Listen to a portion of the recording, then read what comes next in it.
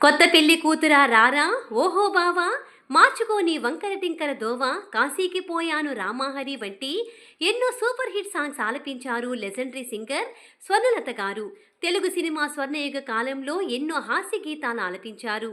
8 భాషల్లో పాటలు పాడిన ఆమె దాదాపు 30 చిత్రాల్లో నటించారు కూడా. ఈమె పుట్టుక చావు ఒకే రోజు జరిగాయి.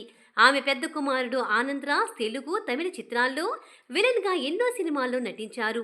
చిన్న కుమారుడు అనిల్ రాజ్ పలు సినిమాల్లో డాన్స్ మాస్టర్గా పనిచేశాడు.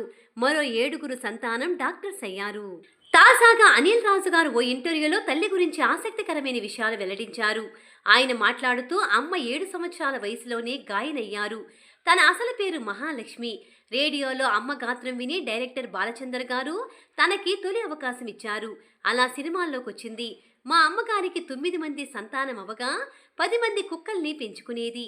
ఓసారి అమ్మ ముస్లిం కుటుంబ వివాహానికి వెళ్లారు.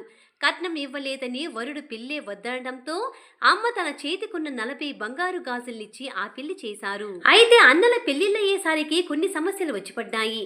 మా వదిన అమ్మని వృద్ధాశ్రమంలో వదిలేద్దామనేది. అవి అమ్మ మనసును బాధించేవి. అమ్మ ఎప్పుడూ బంగారు ఆభరణాలు ధరించేది. 1972లో సినిమా ఇండస్ట్రీ నుంచి బయటకు వచ్చేసి భక్తి గీతాలు పాడేది.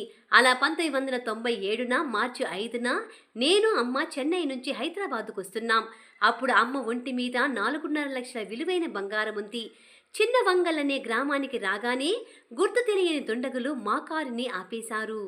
డ్రైవర్ని నన్ను అమ్మను కొట్టారు. 5 రోజుల వరకు అమ్మ ఆసుపత్రిలో పోరాడుతూ మార్చి 10న తుది శ్వాస విడిచారు. అమ్మ నివసించిన ఇంటిని అమ్మేయగా 100 కోట్లు వచ్చాయి. దాన్ని 9 మంది పంచుకున్నాం. అందులో 3 కోట్లతో తన జీవిత కథపై సినిమా తీస్తున్నాం. అమ్మ వెళ్ళిపోతూ నాకు 3 కిలోల బంగారం ఇచ్చింది. తన 500 పట్టు చీరలు ఇప్పటికీ నా దగ్గరే ఉన్నాయి. కొన్ని చీరల్లో బంగారంతో తయారు చేసినవి. నాకు 16 ఏళ్ల వయసు రాగానే నాలో ఆడ లక్షణాలు ఎక్కువయ్యాయి. ఇంట్లో నుంచి ముంబైకి వెళ్ళిపోయాను. మా అమ్మకు విషయం అర్థమై నువ్వు చీర కట్టుకో, ప్యాంట్ షర్ట్ వేసుకో, ఎలాగైనా ఉండు, కానీ నేను చనిపోయే వరకు నా దగ్గరే ఉండు అంది.